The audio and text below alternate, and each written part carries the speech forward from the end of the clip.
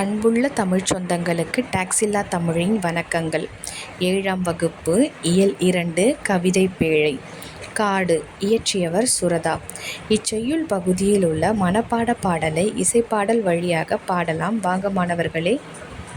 பச்சை மயில் நடிக்கும் பன்றிக் கிழங்கெடுக்கும், பச்சை மயில் நடிக்கும் பன்றிக் கிழங்கெடுக்கும், நச்சரவங் கலங்கும் கிளியே நரியெல்லாம் மூளையிடும், கிளியே நரியெல்லாம் மூளையிடும்.